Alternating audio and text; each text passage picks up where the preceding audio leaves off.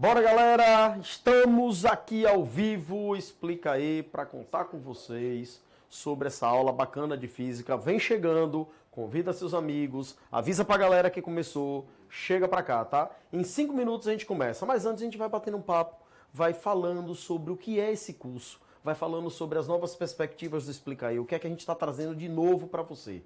Antes de começar essa aula, só lembrar uma coisa, você que está pretendendo fazer medicina, você que está pretendendo fazer um curso de concorrência mais acirrada, vem para cá.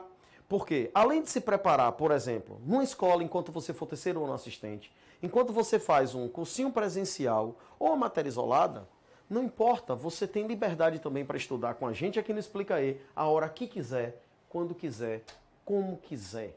A grande vantagem da nossa plataforma é a liberdade que ela te dá. Uma liberdade que você não encontra num cursinho presencial. É importante que a gente deixe bem claro. O cursinho presencial você tem um contato direto com o professor, isso é fundamental. Mas na plataforma você tem o contato também conosco através do Tira Dúvida, você tem um contato conosco através da correção de redação.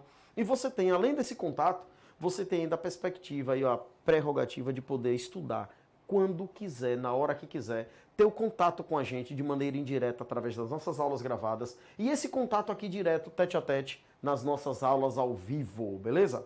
Explica aí, tá com novidades, e uma delas é o Foca no Enem, que é um curso dedicado para alunos que têm interesse principal em Enem, beleza? Mas além disso, nós ainda temos a parte da Operação MED. Operação MED. Um curso feito especificamente para os alunos que querem prestar vestibulares para medicina, também Enem para medicina. Daquela ênfase maior na parte da mais cobrada nessas provas, que é a parte, por exemplo, de natureza, por acaso, tá?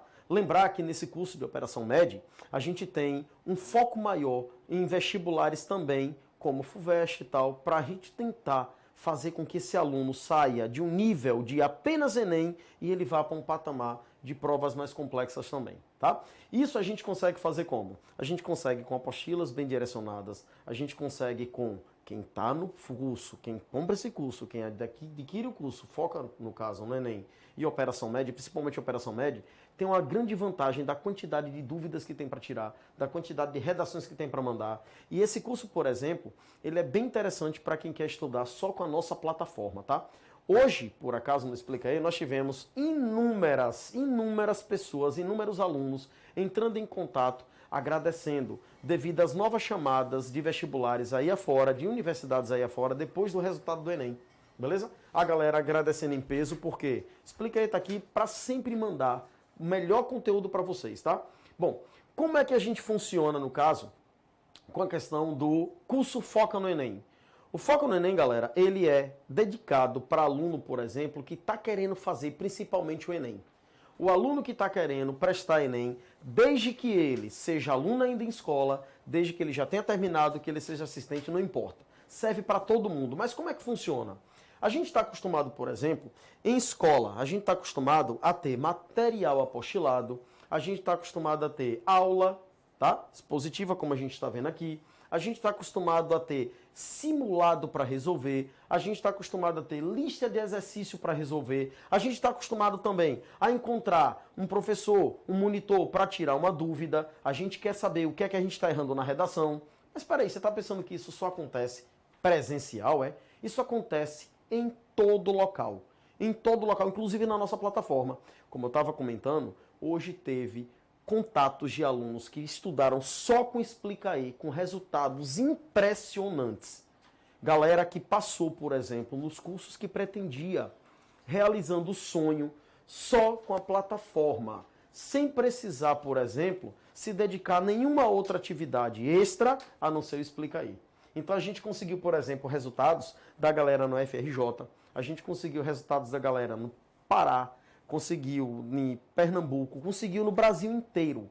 Alunos, por exemplo, que conseguem curso de medicina, de engenharia, diversos cursos, estudando somente com a plataforma, tá? Com Explica aí.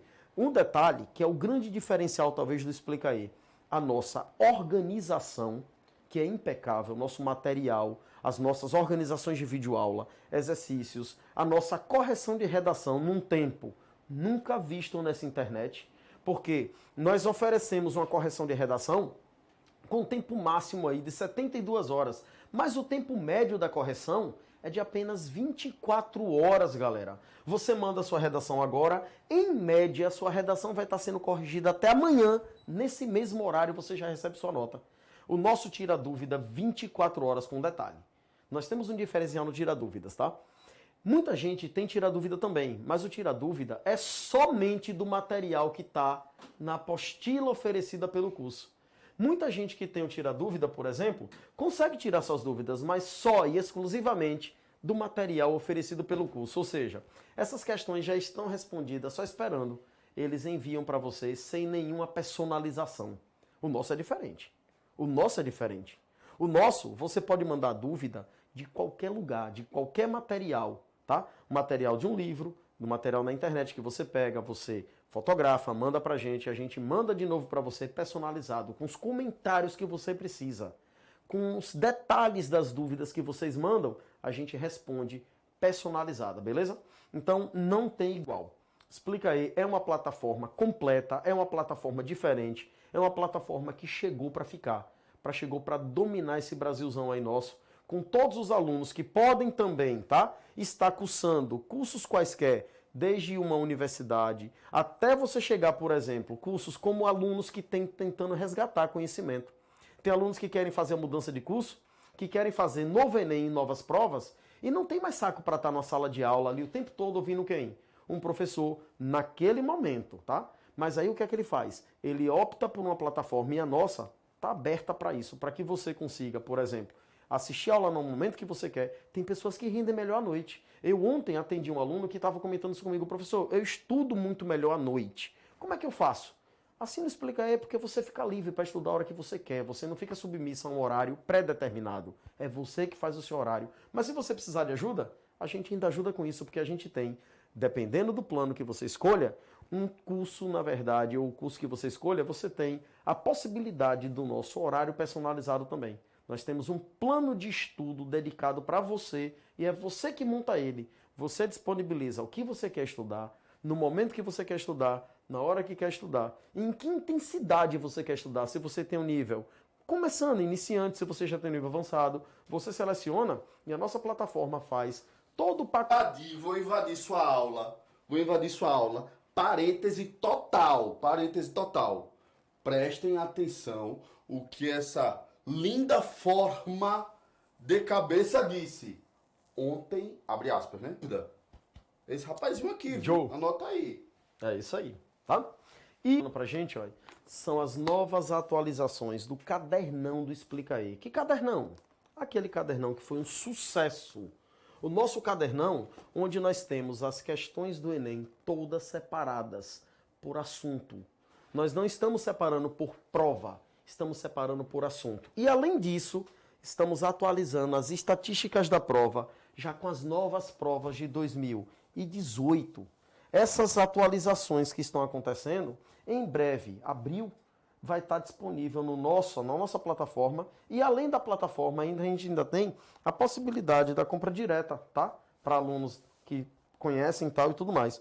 O que é interessante é que na nossa nova atualização vai entrar toda a parte de estatísticas mostrando para vocês. Porque é uma coisa, galera, ó, estudar não é só estudar, é saber o que estudar, é saber como estudar, é ter estratégia. A estratégia, por exemplo, melhor para você que vai fazer Enem, aqui ó, tudo separadozinho. A estatística, por exemplo, está sendo atualizada. Só para você ter ideia, um comentário de 1 minutinho. Mecânica. Desde quando a gente começou com o Enem valendo em 2009 até agora, nós temos 96 questões de mecânica. Mecânica é a parte, digamos, que é mais extensa de toda a física. É a parte que a gente conhece como o primeiro ano. Ela vem desde cinemática e termina lá no finalzinho com hidrostática, tá? Mecânica são 96 questões na nova atualização do caderno. Aí vem depois eletricidade, com 81 questões. Depois vem ondulatória, com 65 questões. Termologia, com 55. Ótica, com 25. Energia e suas transformações, com 24. Que dá mais foco. Cadernão te Explica Aí, lhe mostra. E não é só em física. Esse caderno, por exemplo, é o caderno de matemática e natureza. é o caderno que tem todas as provas de matemática, natureza. E o outro caderno, no caso, é o caderno de linguagem, onde você vem toda com a parte de ciências humanas e código em linguagem para vocês, ok? No esquema, hoje a gente vai falar de um conteúdo que é bem bacana, que é também recorrente no Enem. Mas será que cai muito? Bom, nós vamos dar uma olhada nele agora. Esse conteúdo chama-se Trabalho, Potência e Energia. Com quantas questões a gente encontra trabalho, potência e energia no Enem? Só para você ter uma ideia, a parte da dinâmica com trabalho, potência e energia são 14 questões até a prova de 2016. Acrescenta aí dessas 14, mais 4 questões que aconteceram em 2017 e 2018. Então nós temos aproximadamente 18 questões falando só de trabalho, potência e energia.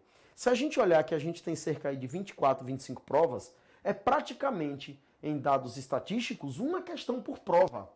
E aí você não pode vacilar, sabe por quê? A maior parte da abordagem que o Enem faz sobre trabalho, potência e energia é mais qualitativa do que quantitativa.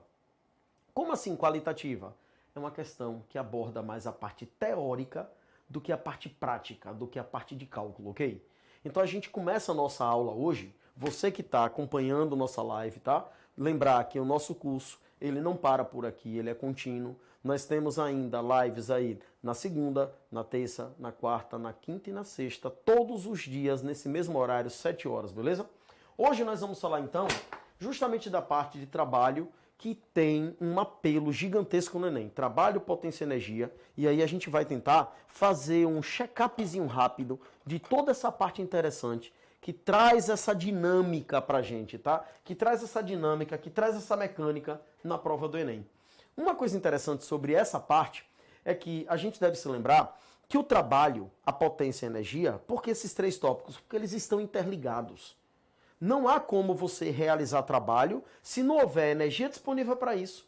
E também não adianta ter energia se ela não for utilizada de maneira útil, que é justamente para realizar trabalho, beleza? Mas vamos lembrar uma coisa. O que é, fisicamente falando, realizar trabalho? Quando um objeto qualquer se desloca ou quando você move um objeto de lugar, você deve se lembrar, ao empurrar uma bicicleta, ao empurrar um carro, ou até mesmo para você se locomover, você precisa de energia para isso. Então, você acaba gastando energia para poder mover os objetos. Esse gasto de energia não é à toa. O gasto de energia, na verdade, é energia sendo transferida para o objeto na hora da realização de trabalho. Então, se, por exemplo, eu estou parado agora em repouso, e se por acaso eu tentar entrar em movimento, eu desenvolvo uma potência para que essa potência, no caso, me tire da inércia e que comece quem? O movimento realizando o trabalho. Essa forma é a maneira que eu tenho de transformar energia que eu adquiri através do alimento em trabalho. Nossas máquinas, de maneira geral, inclusive o nosso corpo, são máquinas que estão perfeitamente ajustadas para transformar o tempo todo energia em trabalho, trabalho em energia. A diferença está, na verdade, no seguinte: qual é o tipo de energia que você vai usar para realizar trabalho? Qual é o tipo de energia que está disponível para você realizar trabalho? Bom, uma das energias mais simples que a gente utiliza e uma das mais corriqueiras no nosso cotidiano hoje é a energia a partir de combustíveis fósseis. Infelizmente, deixar claro, a gente ainda depende dos combustíveis fósseis para produzir energia, para poder realizar trabalho nas nossas máquinas. Um exemplo, o nosso automóvel anda, a nossa moto anda, o nosso avião voa, a nossa indústria funciona. Máquinas que utilizam quem? Justamente uma fonte de energia, que essa fonte de energia vem geralmente da combustão de um combustível fóssil. E aí, com esse calor, com essa energia produzida, essa máquina consegue realizar trabalho. Nós somos diferentes. A gente não consome, por exemplo, energia a partir de combustíveis fósseis, mas a gente consome energia a partir de combustíveis orgânicos. O alimento que a gente ingere, através do processo digestório, vai sendo quebrado e essa quebra vai produzindo cada vez mais energia, até o ponto que a gente utiliza essa energia, metabolismo, para poder o quê? Se locomover, para poder manter a temperatura do corpo estável, para poder manter a nossa funcionalidade completa, tá? Orgânica. Então, toda vez que a gente está transformando uma coisa em outra, a gente associa sempre a trabalho e energia sendo transformados um ao outro. Nesse caso, Por isso a importância da gente entender como é que funciona, primeiro, essas transformações, para poder fazer as correlações. E vou lembrar vocês, o Enem gosta disso. O Enem adora falar sobre as transformações de energia que acontecem na realização de trabalho. Tem dois detalhes interessantes. Lembre de uma coisa, existem partes da física que falam especificamente de trabalho mecânico, mas se a gente for estender, tem muito mais. Eu acredito muito que vocês se lembrem daquelas questões em que ele usa energia solar para produzir eletricidade, eles usam energia solar para produzir movimento. São questões também que falam sobre trabalho e energia, beleza? Então isso não vai mudar. E essa prova aborda isso recorrentemente, tá? No esquema, vamos então começar com o seguinte. Trabalho, como é que a gente... Através de uma força sobre uma superfície qualquer. Então, esse corpo de massa M se movendo através de uma força, a força aplicada nele faz com que ele se mova em cima de uma superfície. Vamos considerar, por enquanto, que não exista atrito. Se não houver atrito, a tendência do bloquinho é se movimentar livre. E aí a gente pode definir da seguinte maneira. O trabalho que a força F realiza, o trabalho sempre associado a uma força, lembre, não é o corpo que realiza trabalho, galera. Quem realiza trabalho é a força que atua nele. O trabalho realizado pela força depende da intensidade da força aplicada e depende do deslocamento que esse objeto vai ter. Um deslocamento de que tipo? Um deslocamento, por exemplo, de um ponto a outro, de um ponto A a um ponto B. Esse deslocamento, ΔS, representa quem? ΔS, o deslocamento.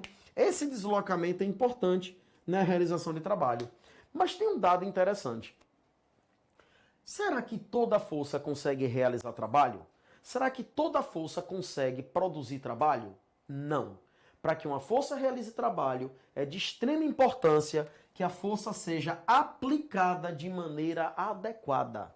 Eu vou dar um exemplo, tirando a nossa força daqui e colocando ela dessa maneira.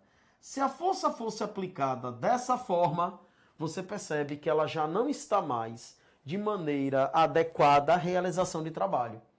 Mas como é que eu vou saber se essa força está aplicada de maneira adequada ou não? Como é que eu vou conseguir descobrir isso? Aí a gente consegue fazer um ajuste bem bacana. Esse ajuste, a gente deixa livre a força, ó, a gente deixa a força livre. Como assim livre? Numa inclinação qualquer, ela segue uma inclinação qualquer, uma força F, com uma inclinação θ qualquer. E aí, a gente coloca na nossa equação do trabalho um fator de correção. A gente some com a equação mais simples, e aí a gente coloca o seguinte, ó. O trabalho realizado por essa força, então vai depender agora de 3 fatores. O trabalho vai depender da força que você aplica, valor da força define o trabalho que será feito. Quanto mais força você aplica, maior também é o trabalho que você consegue adquirir, tá? O trabalho vai depender da força, vai depender do deslocamento que você faz e vai depender da inclinação com que a força é aplicada.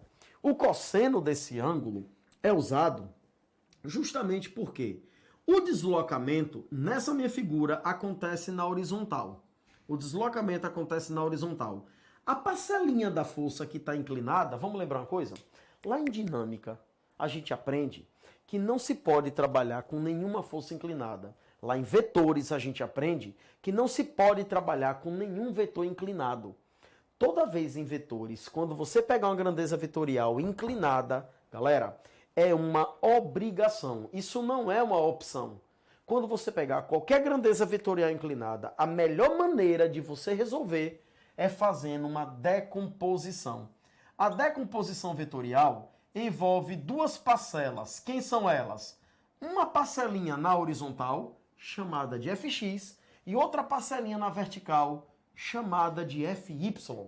Fx é a parcela da força que atua na horizontal e Fy é a parcela da força que atua na vertical. Mas aí surge um drama. Como saber quem é Fx e quem é Fy? Como calcular Fx e Fy? Bom, aí tem uma coisa bacana e simples. Você vai fazer o seguinte. O Fx e o Fy são parcelas da força que dependem de quem? da inclinação. Mas aí você vai, quando tiver inclinação, lembre que ele vai te dar o valor do seno do ângulo e vai lhe dar o valor do cosseno do ângulo. Seno e cosseno são dados sempre nas questões. E aí o que é que você vai fazer? Você vai fazer o seguinte: fx, quem é ele? Você vai fazer a seguinte pergunta. O ângulo θ, olhando aqui para a minha figura, o ângulo θ, ele foi formado com x ou com y? O ângulo θ está acompanhando quem? O y ou o x? Se a gente prestar atenção, vai perceber que o fx é a parte do f que está com o ângulo θ. E o fy é a parte do f que está sem o ângulo θ.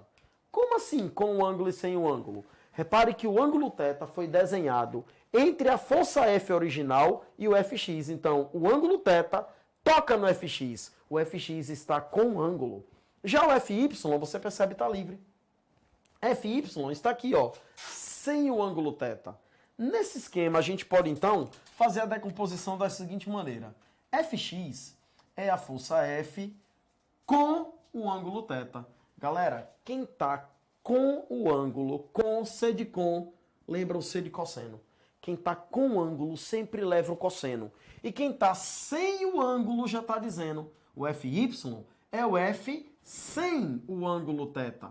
Enquanto o F cosseno é o F com o ângulo, que é o Fx, o Fy é o F sem o ângulo.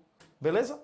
No esquema nosso, quando a gente trata do Fx e do Fy, um está com o ângulo e o outro está sem o ângulo. É essa parcelinha que entra aqui, ó. É essa parcelinha que entrou aqui, ó. F cosseno, tá bem aqui, ó. Desse jeitinho, F cosseno. O detalhe interessante é, por que é essa parcela que eu uso? Olha para a figura. Me acompanha aqui, olha para a figura direitinho, ó. Você vai perceber que se esse bloquinho se move na horizontal, a parcela da força F que puxa ele nessa direção é justamente Fx. Por isso é que numa força inclinada, a tendência natural é que o bloco venha na horizontal, independente da inclinação. Por que motivo? Porque o Fx está simplesmente na mesma direção em que o movimento pode acontecer. Isso é muito fácil da gente ver quando você, por exemplo, puxa um objeto amarrando um barbante, como uma criança que puxa um carrinho depois de ter amarrado um barbante nele. Você percebe que a força, tração no barbante, fica inclinada, mas o objeto se move na horizontal, na mesma direção em que a parcelinha chamada de Fx atua. Por isso é que a gente diz que o trabalho que essa força realiza depende da força aplicada, depende do deslocamento em que você vai arrastar o objeto e depende da inclinação que você deixa o objeto. Com um detalhe interessante, onde é que entra esse ΔS? Vamos pensar da seguinte maneira. Imagina você arrastando um móvel em casa, puxando uma caixa de um lugar para outro. Quanto maior for a distância que você puxar, maior o deslocamento que você vai dar, maior é o gasto de energia que você vai ter. Portanto, maior também será a realização de trabalho. Então, o que acontece? O ΔS e o trabalho são diretamente proporcionais. Aumentando quem? O deslocamento, você aumenta quem? O trabalho realizado. Basta lembrar do seguinte: quando você vai dar uma caminhada, você está realizando o trabalho também através de quem? De suas forças musculares. A caminhada, se for muito longa, óbvio, vai deixar você cansado por conta da realização excessiva de trabalho, gasto gigantesco de energia, beleza? No esquema, quando a gente fala sobre a realização de trabalho, tem que deixar uma coisa clara. O trabalho não depende da trajetória. Trabalho não depende da trajetória, galera. O trabalho só depende da posição de saída e da posição de chegada. Uma figura que poderia representar. Eu estou agora com a seguinte situação. Uma parte plana e eu tenho aqui uma parte mais alta, como se fosse um barranco. E eu preciso levar uma motocicleta ou levar caixas daqui de baixo até aqui em cima. Ela tem que sair do ponto A e tem que chegar até o ponto B. Eu instalei rampas para fazer isso. Uma rampa mais íngreme, outra rampa como? Muito mais inclinada, beleza? Uma rampa suave e uma rampa inclinada, muito mais inclinada. Então eu posso levar essa caixa daqui de baixo até lá em cima por dois caminhos diferentes, beleza? Pelo caminho X e pelo caminho Y. A grande questão é, qual dos dois caminhos é o melhor? Qual dos dois caminhos é o que permite maior realização de trabalho? Qual dos dois caminhos é o que vai fazer eu gastar mais energia? O grande lance do trabalho está aqui. O trabalho não depende da trajetória.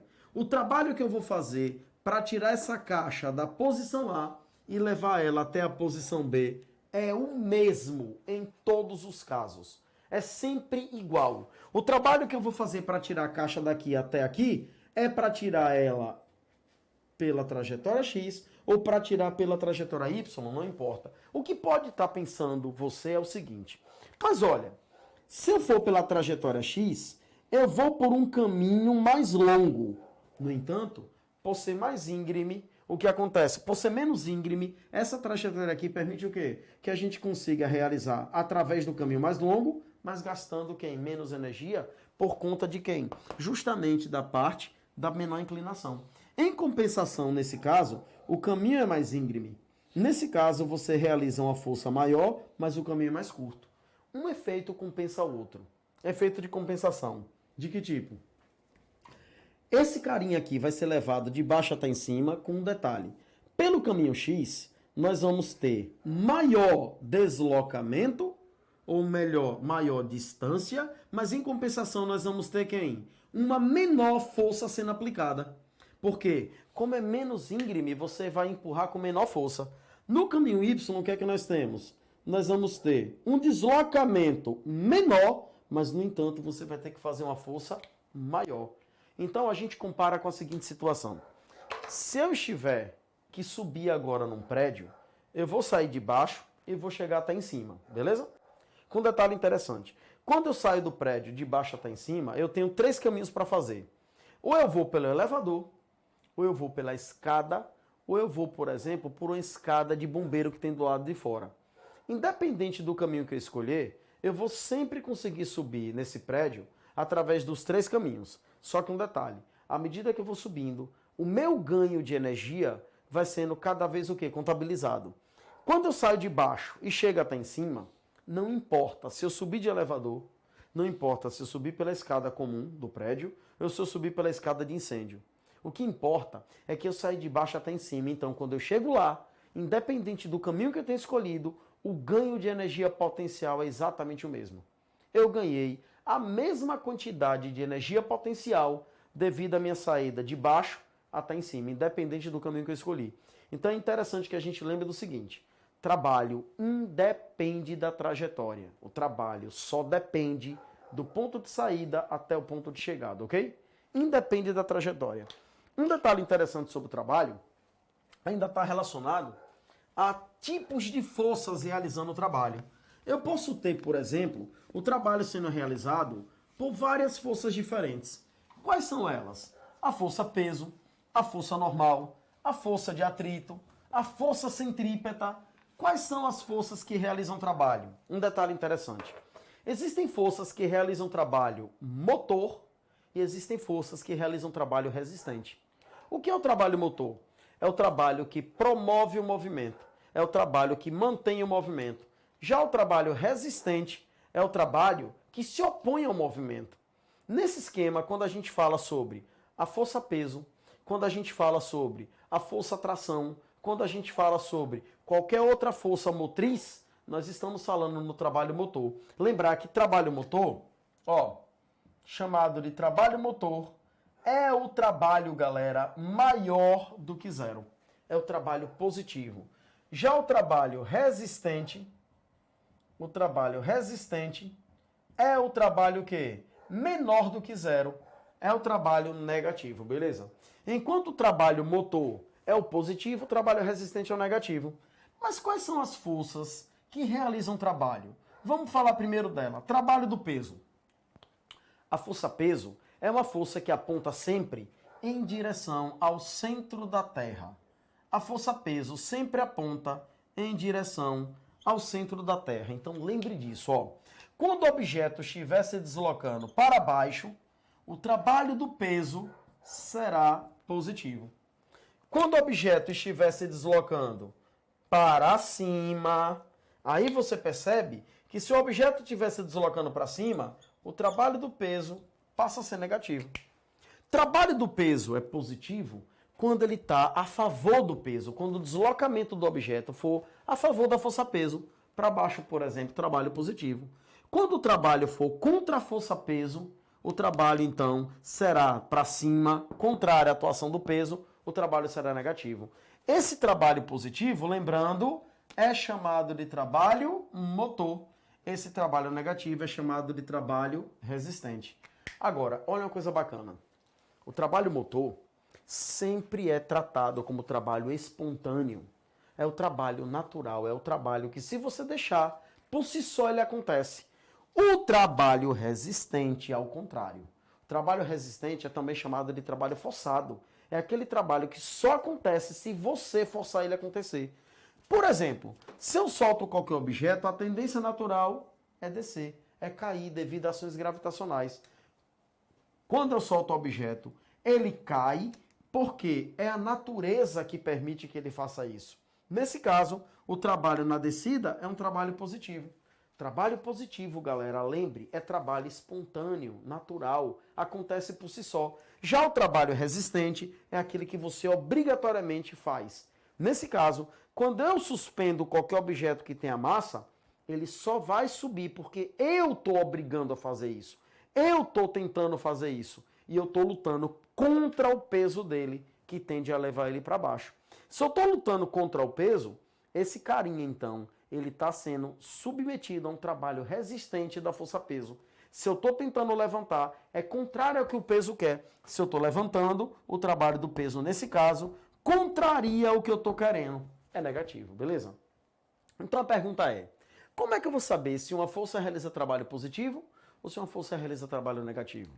Facinho. Você vai pensar da seguinte maneira. A força que está atuando promove o movimento ou ela está tentando atrapalhar o movimento? Se ela estiver promovendo o movimento, trabalho positivo. Se ela estiver tentando atrapalhar o movimento, trabalho vai ser negativo. Um exemplo desse a gente pode fazer aqui, ó. O famoso atrito. Lembra da situação inicial que eu tinha desenhado? Onde nós tínhamos um bloquinho se deslocando sem atrito. Agora é o contrário. Esse carinha vai ser puxado pela força F e, contrário à força F, vai aparecer aqui embaixo, ó, o FAT, a força de atrito. Lembrar que a força de atrito, galera, atua devido às imperfeições entre as superfícies, ok?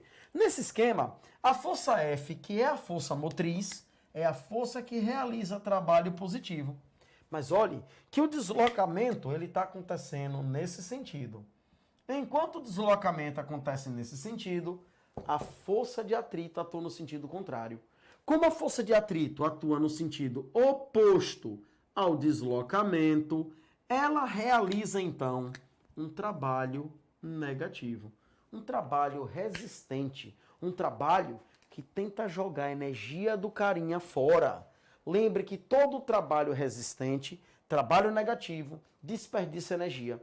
É por isso que a gente chama que o trabalho realizado pelas forças que se opõem é um trabalho resistente. Essas forças têm um nome, são conhecidas como forças dissipativas. O que são forças dissipativas? São forças que atuam no sentido contrário, tendendo a quem? A parar o movimento. Ou elas tentam ou elas conseguem, ok? As principais forças dissipativas na física se encarregam de duas situações, atrito e resistência do ar. São as duas principais forças dissipativas do sistema, ok? No esquema, quando a gente fala, então, sobre os tipos de trabalho, vale ainda lembrar um detalhe. O trabalho de uma força qualquer, força, ó, de uma força qualquer, força, deslocamento, cosseno do ângulo. Esse é o trabalho de uma força qualquer, força, deslocamento, cosseno. O trabalho do peso, por sua vez, a gente já pode direto fazer isso, olha. É mais ou menos pH. pH não é da química, potencial hidrogeniônico, tá? É peso vezes altura. O pH depende, no caso, do mais ou menos, por que razão? Aí na hora você decide o que vai usar. Usa o mais quando o objeto estiver descendo e usa o menos quando o objeto estiver subindo. Mas por quê? Porque quando o objeto está descendo, como a gente comentou, ele está a favor do peso, trabalho positivo. Quando o objeto está subindo, ele vai estar contra o peso. O trabalho passa a ser negativo, ok? Num outro detalhe, o trabalho do atrito, como a gente calcula? Se o atrito é uma força que, na maioria dos casos, em dinâmica, se opõe ao movimento, a gente vai ter o trabalho do atrito sendo negativa. Então, quem é ela? É menos a força de atrito vezes o deslocamento. Por que negativo? O atrito é uma das principais forças dissipativas. Mas se você não está contente com isso, a gente pode olhar de outra maneira. O deslocamento, nesse caso, acontece na horizontal para a nossa direita, beleza? Em compensação, o atrito está ao contrário. O ângulo formado entre o deslocamento e a força de atrito é de 180 graus.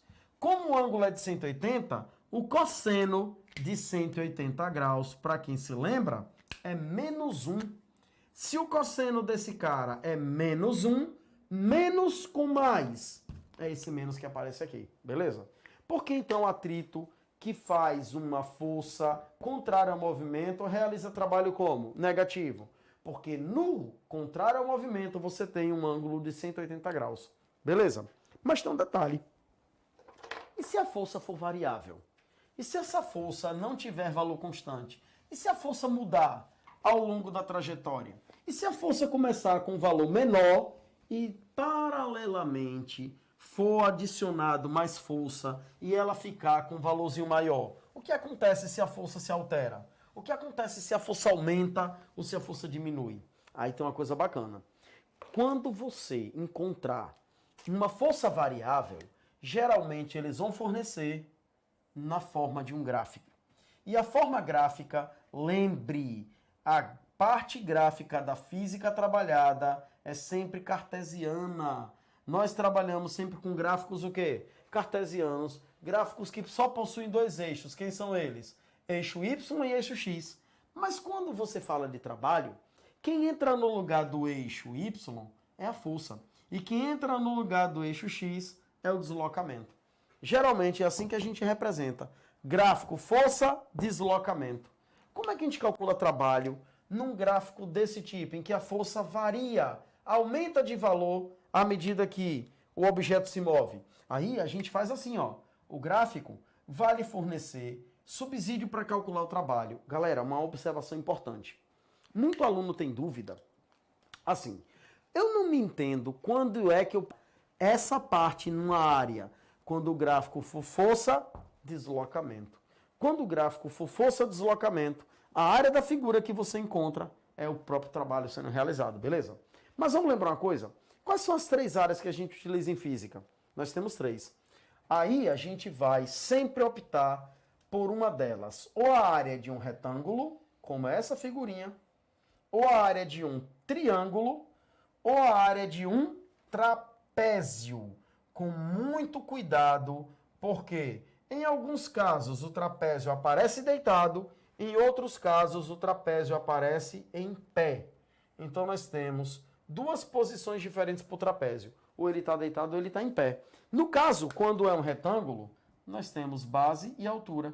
Quando é um triângulo, também temos base e altura. Quando é um trapézio, nós temos uma base maior, uma base menor e uma altura. Na mesma perspectiva, se eu virar, ó, virando aqui, essa é a base maior, essa é a altura e essa é a base menor. Beleza? Como calcular cada área daquela? Vamos lembrar?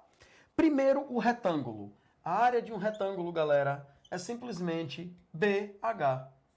Base vezes altura. Se for um triângulo, é a metade de um retângulo. Então, é BH sobre 2.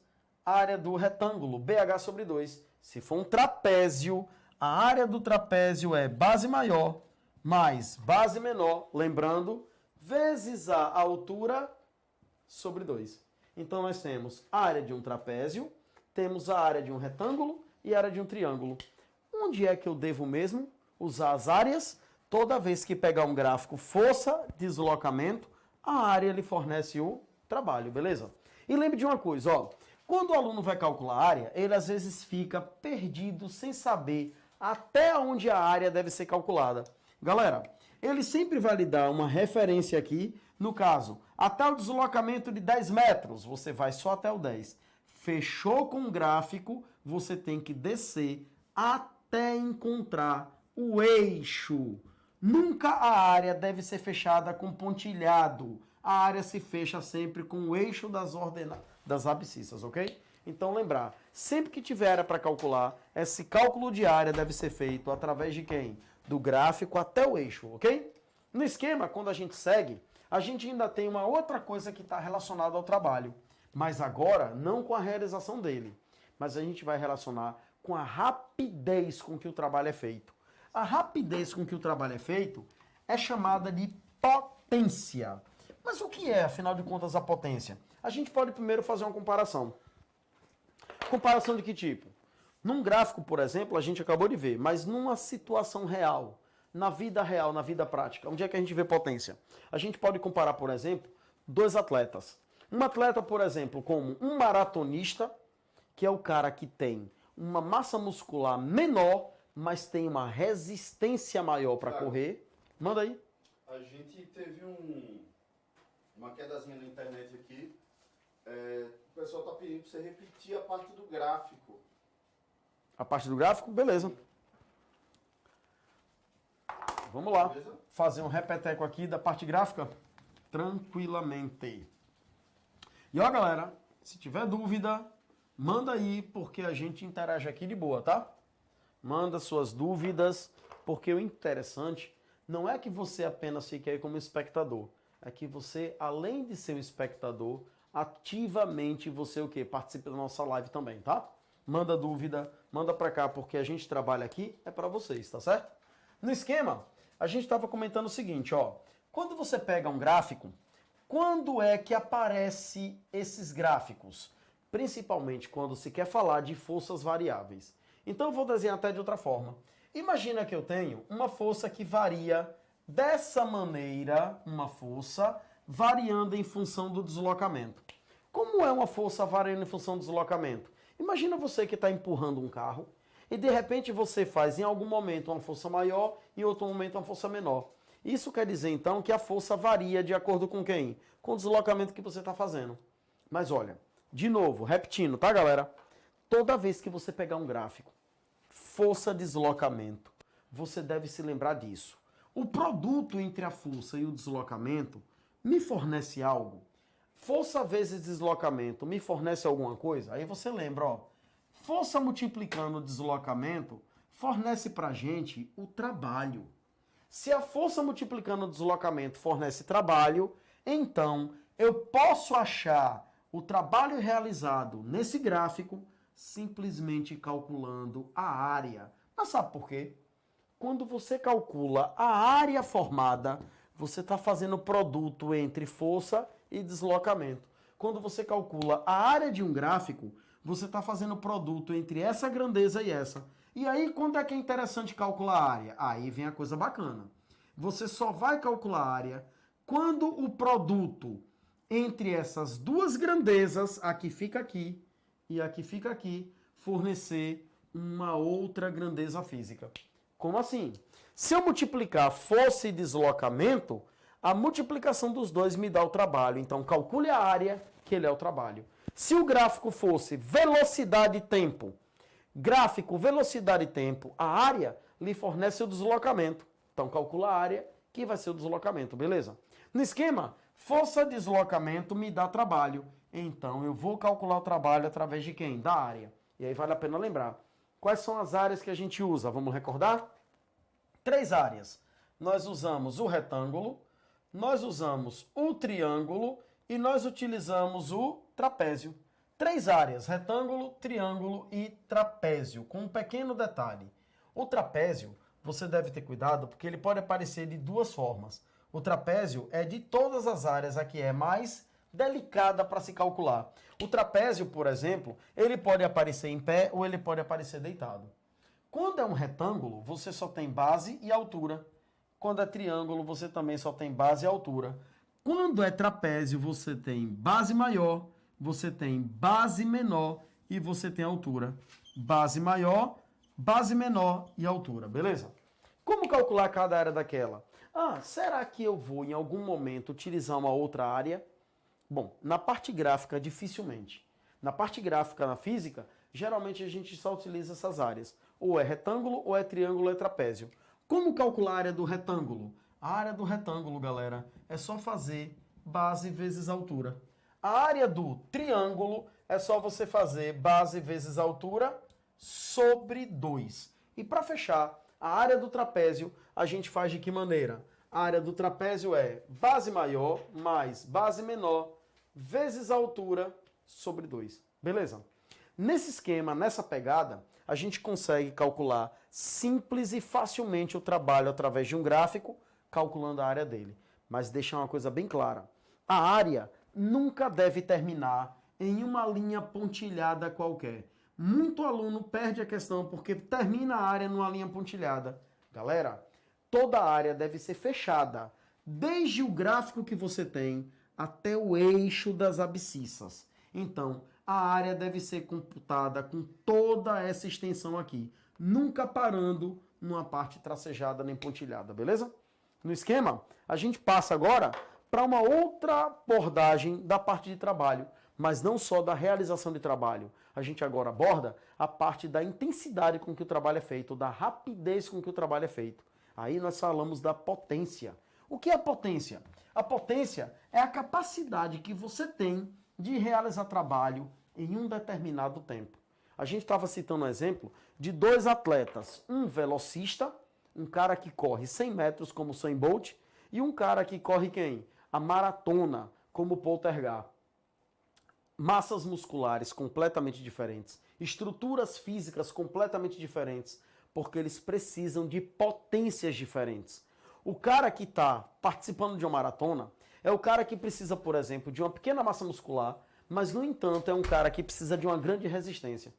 Em compensação, o cara que participa de uma maratona, aí contra ele aparece o cara que participa de uma corrida de 100 metros rasos. Naquele caso, como o Usain Bolt, é um cara que tem uma massa muscular muito mais avantajada, porque ele precisa de uma explosão, ele precisa realizar trabalho num curto espaço de tempo. A diferença entre Poltergar, que é um maratonista, e Usain Bolt, que é quem? Um velocista, está principalmente relacionado com a potência mecânica que cada um desenvolve.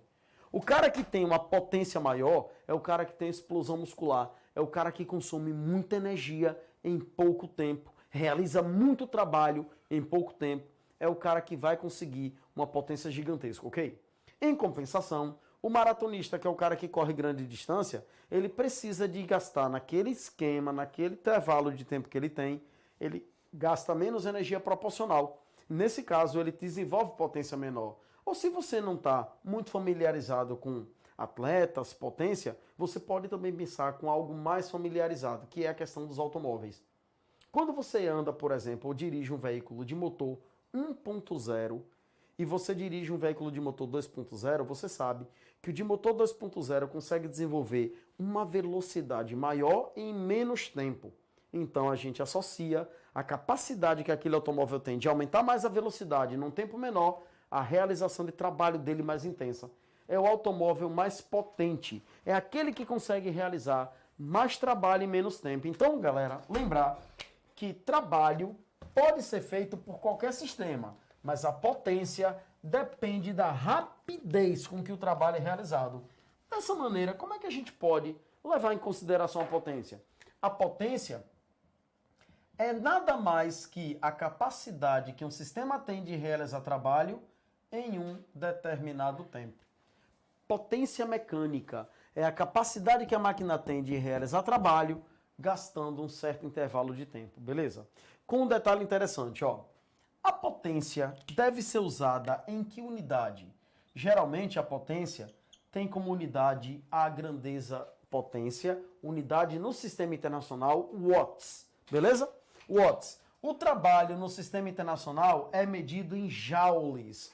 Já o tempo, então, para acompanhar toda a sequência de sistema internacional é medido em segundos. E aí nós temos 3 tipos de potência. 3 tipos de potência. Potência útil, potência total e potência dissipada. Sendo que a potência total é a soma da potência útil mais a potência dissipada. Mas quem é quem? Por que cada potência dessa aparece? Vamos lembrar uma coisa, ó. Vamos falar, por exemplo, de um carro que se move. Quando um carro se move, a potência total que está sendo fornecida pelo motor, ela está sendo utilizada, parte dela para fazer o automóvel andar, para fazer trabalho útil para fazer o automóvel se locomover, e infelizmente outra parte está sendo o quê? Dissipada para o meio. Essa parte da potência dissipada, ela acontece através de quem? Dissipação por atrito, perda de energia através de calor e outras, com detalhe. Essa potência dissipada é a grande briga hoje das indústrias automobilísticas. A indústria que consegue hoje produzir um carro que utilize uma potência útil maior e uma potência dissipada menor é uma indústria que com certeza fará um veículo mais econômico, é uma indústria que fará um veículo como? Com muito menor gasto, desperdício de energia. Isso faz com que esse veículo tenha um apelo promocional de venda bem melhor, beleza? Veículos mais econômicos são aqueles que utilizam a potência total de maneira o mais útil possível.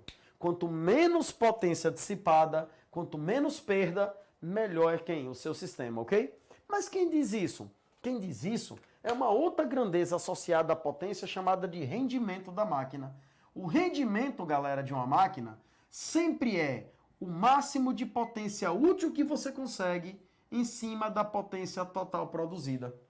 Rendimento em toda a física sempre é o que você consegue tornar útil em cima do total que você tem.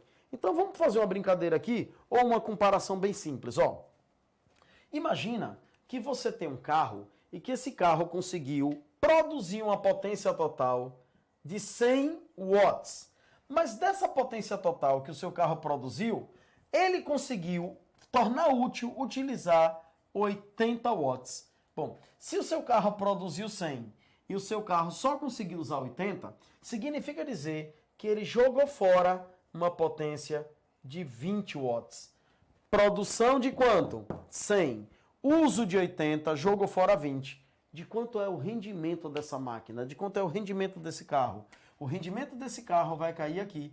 A potência útil que foi usada, que foi 80, em cima do total produzido, que foi 100. Nesse caso, nós temos um carro de rendimento com 80%, beleza?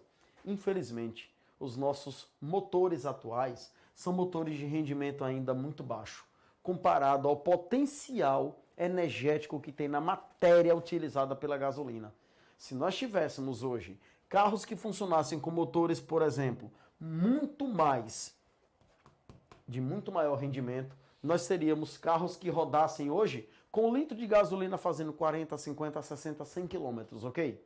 Daí vem uma coisa interessante. A gente substitui os nossos veículos convencionais de motores a combustão apenas pelos motores híbridos, que utilizam parte dessa potência que seria dissipada, inclusive através da potência mecânica do freio, tal, da mudança de marcha, eles recarregam dessa forma motores elétricos e os motores elétricos fornecem energia extra para manter o carro em movimento.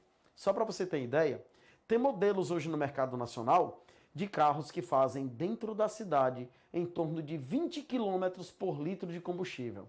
É uma economia gigantesca. Mas de onde vem essa economia?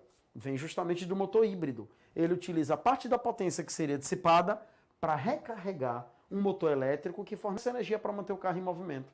Esses veículos são mais caros, mas olha, presta atenção, por quê?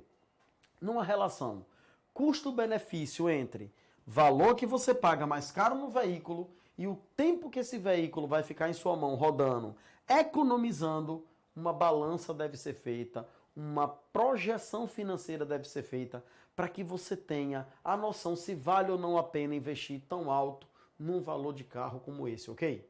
No esquema, quando a gente fala sobre trabalho e potência, lembre que eles estão intimamente relacionados. A potência é a capacidade que o sistema tem de realizar trabalho no mínimo espaço de tempo possível. Mas a gente começou falando que além da potência, além do trabalho, ainda tinha também energia envolvida no meio. E aí vale a pena lembrar que a energia que a gente trata aqui, galera, é principalmente a energia mecânica. Porque na física nós temos várias formas de energia que podem ser utilizadas para realizar trabalho. Um exemplo bem prático. Hoje é comum a gente entrar numa demanda energética gigantesca. Nossa população cresce, o nosso consumo energético aumenta e é o tempo todo colocado em prática novas tecnologias para se produzir energia de maneira como?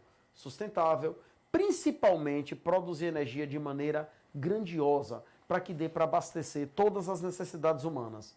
Um detalhe interessante é que nós temos hoje várias formas de energia disponíveis e nós utilizamos várias delas para poder o quê? Alimentar os nossos circuitos, alimentar os nossos veículos, alimentar nossos aparelhos, inclusive você aí agora alimentar a mim também. Hoje, o esquema de energias no Brasil é principalmente voltado para uma demanda maior no caso da energia elétrica e de combustíveis. Mas vale lembrar que nós estamos investindo cada vez mais em fontes alternativas, como energia eólica, como energia solar, como maré motriz e como outras formas de energia que muita gente acha que são prejudiciais, como os biocombustíveis.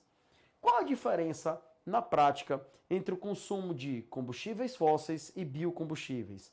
Uma das principais diferenças, não vamos entrar em detalhes, mas uma das principais diferenças é que o biocombustível, ele utiliza também quem? A queima de um produto qualquer, geralmente é o álcool ou o óleo, ok? O álcool ou óleo, principalmente o álcool, tá? Que é o álcool que a gente produz da cana-de-açúcar, o álcool que a gente produz da beterraba, o álcool que a gente produz de qualquer outro elemento que tem açúcar, tá? No esquema, quando a gente faz a produção do álcool para gerar energia, é bem interessante. Por quê? O álcool, ele queima também e vai produzir CO2. Aí muita gente comenta. Mas olha, o biocombustível também libera CO2 na atmosfera. Fato, libera. Só que esse CO2, esse carbono que está sendo liberado pelos biocombustíveis, é um carbono que está presente já na atmosfera. Através do processo da fotossíntese, os vegetais roubam esse carbono da atmosfera, faz o sequestro do carbono, assumem então esse carbono, faz com que ele vire o quê? Glicose, que se polimeriza virando celulose, o próprio amido, outros açúcares. E no final, quando a gente queima esse combustível, esse carbono é devolvido à atmosfera. Mas lembre, esse carbono já fazia parte do ciclo do carbono, atmosférico, terra, tal e tudo mais. O grande drama é nós estarmos queimando combustíveis fósseis. O combustível fóssil faz o contrário. O combustível fóssil, primeiro, ele é extraído de uma fonte não natural, de uma fonte não renovável. Ele é tirado, por exemplo, como o petróleo, do fundo da terra, onde ficou armazenado por milhões e milhões de anos, aprisionando todo aquele carbono. E o que é que nós estamos fazendo? Tirando o petróleo, queimando esse petróleo na forma de gasolina, querosene, parafinas, ou utilizando para a fabricação de outros produtos, e esse carbono está sendo jogado na atmosfera. Mas esse é um carbono que não fazia parte do ciclo do carbono.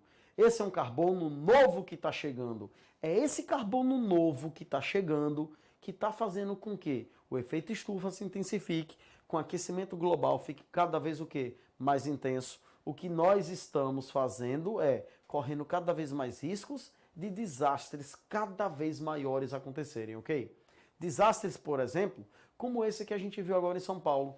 Chuvas torrenciais causando alagamentos imensos, ou até coisas piores, como grandes secas que se alastram e locais onde enchentes e nevascas ficam cada vez mais intensas, ok?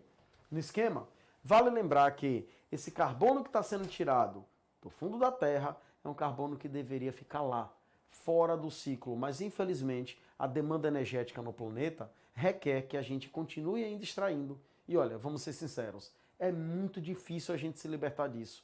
É fácil quando a gente fala, vamos parar de extrair petróleo, vamos parar de usar o carbono, mas olha, a comodidade que nós temos de chegar em casa, abrir, por exemplo, um fogão, preparar uma comida utilizando gás. Aí a gente poderia ter um outro tipo de recurso, através da energia elétrica. Um fogão elétrico também poderia fazer, mas aí vem um drama. Como é que a gente produziria energia elétrica? Hidroelétricas, a partir de quem? De energia nuclear? A partir de quem? De usina eólica, de usina solar? Então a gente tem que ter investimentos diversificados para poder usar também diversificadamente energia, beleza? Bom, mas olha, energia é um tópico que vai ser na nossa próxima aula, que vai ser no nosso próximo encontro, onde nós vamos citar o tipo de energia que são transformadas e principalmente focar na parte que o Enem mais cobra de energia, que é a parte de energia mecânica e suas transformações, ou como a gente conhece, os sistemas conservativos e os sistemas dissipativos. Galera, de antemão, foi um prazer estar aqui com vocês. Nossos cursos não vão parar. Como eu estava comentando, nós vamos ainda ter lives na sexta, na próxima semana inteira, segunda, terça, quarta, quinta, sempre às 7 horas aqui no Explica Aí, ok? Mas olha, se você tem dúvida de alguma matéria específica, acompanhe nossas lives, acompanhe as nossas aulas ao vivo, interajam, tirem dúvidas, perguntem, façam parte do nosso sistema, façam parte da nossa rotina, façam parte da nossa vida. O Explica Aí vive para vocês. Nós estamos aqui sempre à disposição. É o Tira Dúvida, é a correção de redação, são as aulas ao vivo, as aulas também gravadas, é um exercício online, é um plano de estudo personalizado, é um cadernão do Explica Aí com todas as questões divididas, é uma organização, é uma dedicação que nós temos a vocês, ok? Então eu agradeço a vocês pela presença e falo mais uma vez, na próxima semana nossa aula continua com a parte de energia. E depois de energia, o que vem, professor? Aí a gente vai entrar em impulso e quantidade de movimento. Depois nós ainda vamos ter a parte de gravitação universal. E aí nós vamos fechar com estática e hidrostática, beleza? Esse final de mecânica, já que a gente já começou nas aulas passadas com a parte já de cinemática, a gente termina a mecânica toda. E lembrar, mecânica de todo o conteúdo é o que mais cai no Enem, beleza? Na próxima aula, eu estou contando de novo aqui com vocês, aqui no Explica Aí, beleza? Tamo junto, na próxima. Valeu!